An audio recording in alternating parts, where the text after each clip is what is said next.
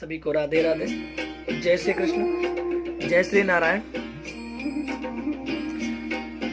मैं एक बार फिर से आप सभी के सामने कुछ बातें लेके, कुछ प्रमुख चीजें लेके, कुछ धर्म के बात लेकर के आप सभी के सामने फिर से आया हूँ। आज मैं आपको एक कहानी भी सुनाऊंगा जिसमें राम भक्त की कहानी है, और दूसरी आज मैं आपको वेद के बारे में भी बताऊंगा।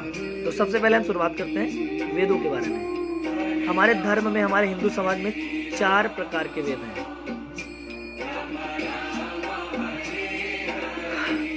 चार प्रकार के वेद हैं। पहला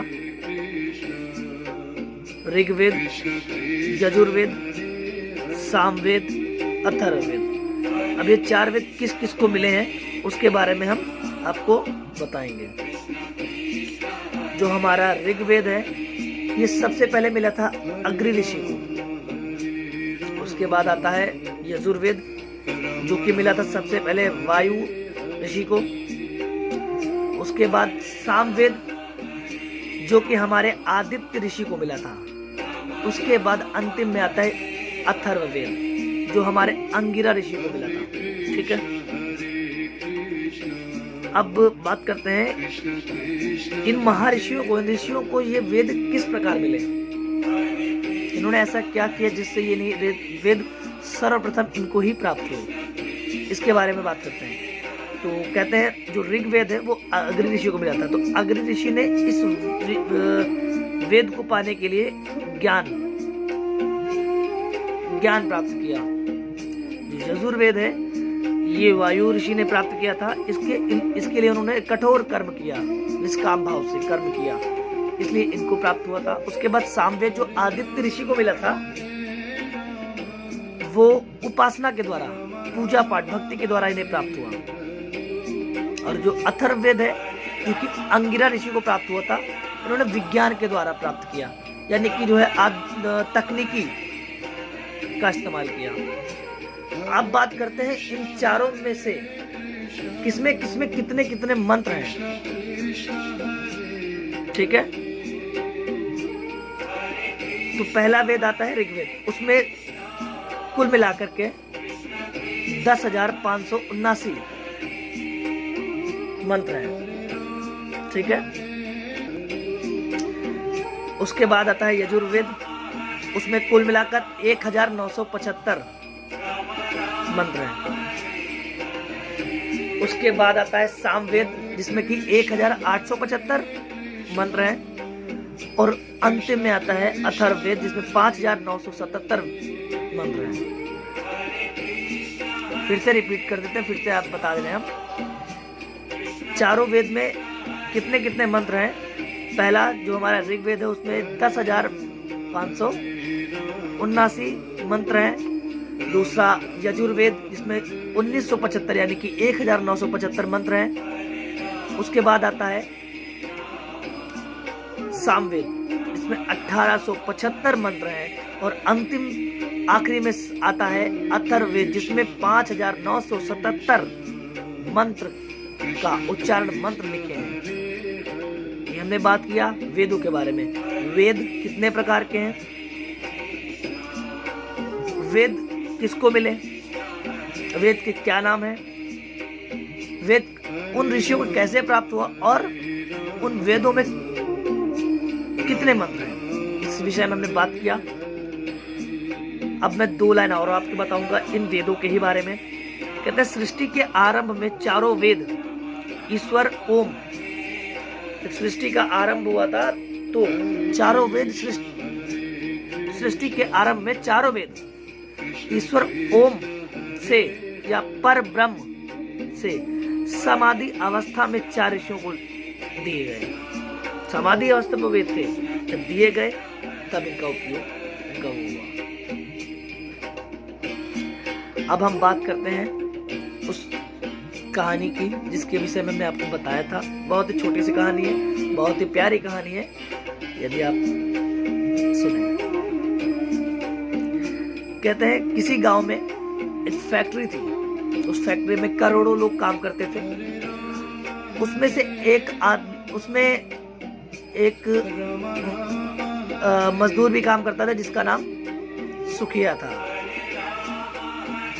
वो फैक्ट्री बर्फ बनाने वाली कंपनी थी। तो सुखिया जो था एक दिन उस बर्फ बनाने वाली कंपनी में या कारखाने में बंद हो गया। अब उस बर्फ से बनी हुई कंपनी में, कारखाने में वो बैठा है। अब उसने चारों तरफ जाके देखा, कोई प्रयास नहीं हुआ, दरवाजे सारे बंद हो चुके थे और वह इस समय बर्फ वाले हिस्से में फंस गया था जहां पे अत्यधिक बर्फ जमती है। कहते हैं छुट्टी का वक्त था और सब काम करने वाले लोग घर जा रहे थे। फिर ठीक है, किसी ने भी अधिक ध्यान नहीं दिया कि कोई अंदर फंस गया होगा। उन्हें क्या पता कोई अंदर फंस गया होगा। वह समझ गया कि 2-3 घंटे बाद उसका शरीर बर्फ बन जाएगा। अब उसके सामने उसको अपना काल दिखने लगा।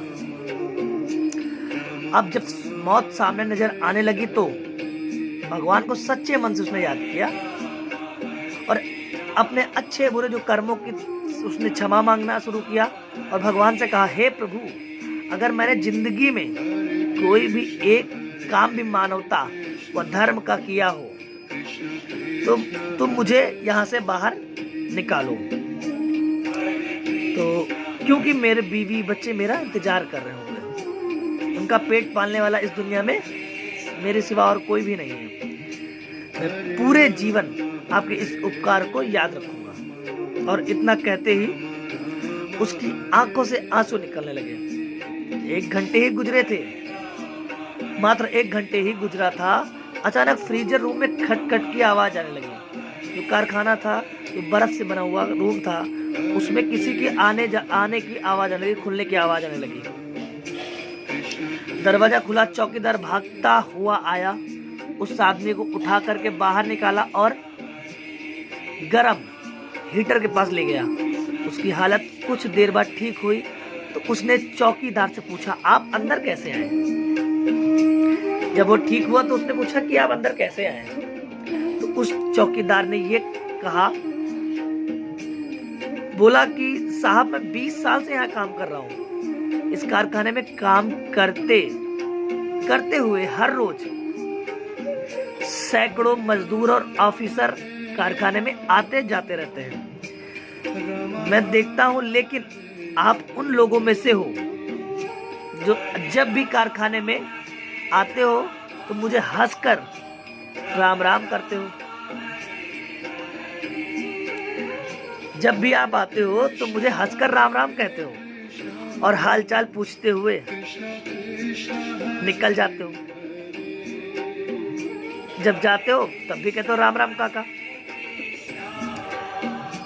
कहना मेरी सारे दिन की थकावट दूर कर देता है। तुम्हारा केवल राम राम कहना मेरे सारे दिन की थकावट जो है, जो मैं थका हुआ होता हूँ, सारे दूर कर दिया जाता है। जबकि अक्सर लोग मेरे पास से यूं गुजर जाते हैं जैसे कि मैं उन्हें दिखाई नहीं, मैं वहां हूं ही नहीं।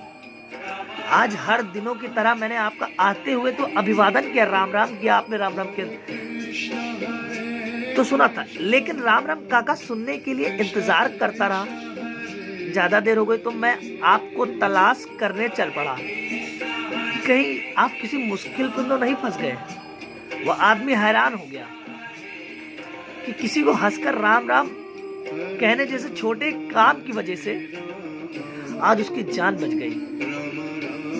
कहते हैं राम राम कहने से तर जाओगे, मीठे बोल बोलो संवर जाओगे।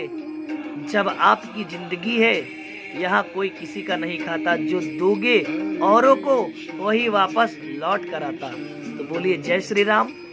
और इसी के साथ मैं आपसे विदा लेता हूँ। जय श्री राम, राधे राधे, जय श्री कृष्ण, जय श्री नारायण, जय श्री